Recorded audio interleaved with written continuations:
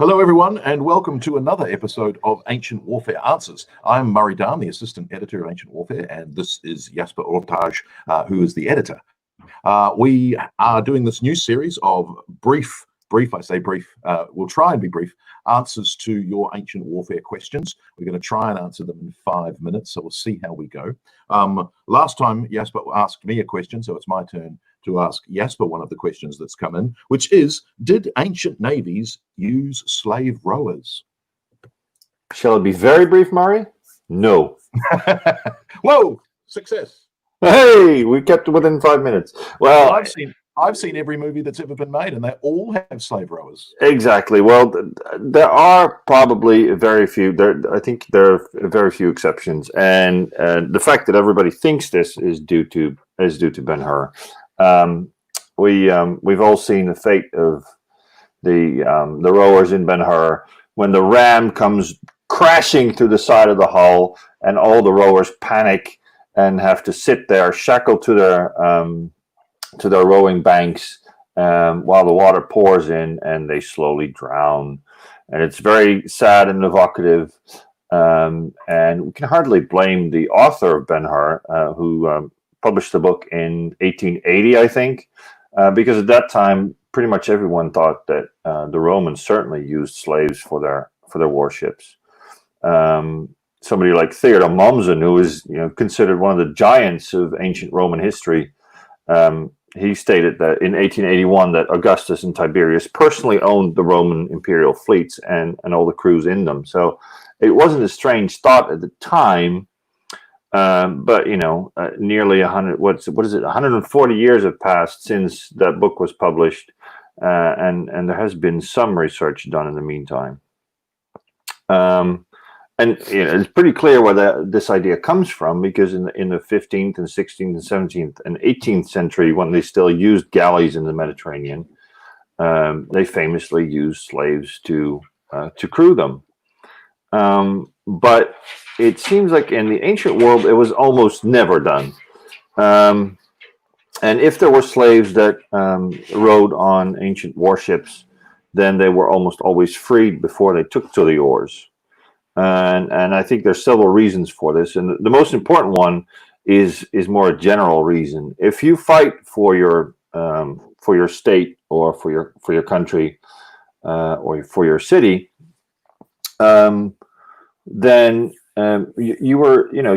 that's how it's one way, at least an important way, a strong correlation between the ability to bear arms and the right to participate in the political process. And we all know this idea that in Athens, that it's the rich who form the cavalry, the landed farmers who are the heavy infantry, and the poor are the skirmishers, and indeed the rowers in the Athenian fleet. In fact, the fact that the fleet became so important in the 5th century BC has been it's been argued that increased the status of these poor citizens because they did all this rowing, and it was a respectable job, and it was important for the city. So therefore, they had to get more political power, and that helped the development of democracy. And it would go way too far to discuss that right now in a very short podcast. But it works more or less the same way everywhere in the ancient world. Free men fight, and slaves are not worthy of fighting except in dire circumstances, such as after Cannae, when the Romans lost tens of thousands of soldiers.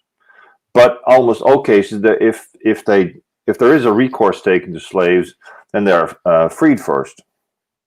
Like there's an example of Augustus in 37 BC when he's fighting Sextus Pompeius, who has sort of founded it's sort of portrayed as a sort of a pirate empire in Sicily, and Augustus at the time, of course, he's still Octavian. He loses fleet after fleet through usually storms and in battle.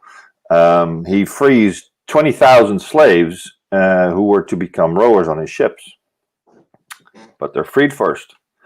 And conversely, there are a lot of escaped slaves who are rowers in the fleets of Sextus Pompeius, But that's kind of an abnormal situation, and the Romans respond when those ex-slaves or those escaped slaves are captured.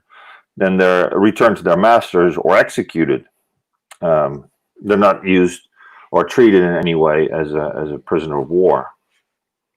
The other argument against using slaves as rowers is training. You can't just grab slaves from anywhere and put them on the oar banks. You have to train them first, and the rowers need a lot of it.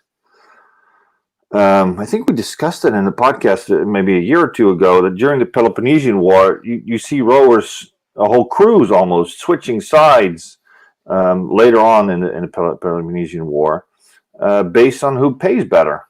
And they're worth it because better rowers win the battle. It gets a little bit easier later on when you get polyremes. And polyremes, you have multiple oarsmen to an oar. And you can, in theory at least, you can have the guy on the inside who has the longest reach be the well-trained oarsman who can set the pace and time it with the rest of the crew, while everybody closer to sort of the side of the hull, they just add muscle. So you could have less well-trained oarsmen there. But, the argument still goes. So that's it. It's political status reason and training that makes oarsmen, though they're never, ever considered to be of very high status, neither in Greece nor in Rome, they are considered military men, and therefore they weren't slaves. Is that 5 minutes? I think so. That is absolutely fabulous stuff. Yeah, and I mean the other thing that's amazing is, of course, 20,000 slaves is what, 80 ships, sort of 250 men. It's pretty huge amounts of manpower. Yeah. Oh God, yeah, ancient ship. That is an understandable argument. That, we talked about I think it was the last episode. We briefly mentioned the Battle of Agnomus, which is thought to have been, in terms of manpower, the biggest battle certainly in the ancient world, and possibly for a very long time after. These ships take enormous crews, but they very likely were always freedmen. That's not to say that you can find exceptions, but the rule is no. Right. Well, thank you, Jasper. There we go. There's the question answered. So join us next week for another of your ancient warfare questions answered.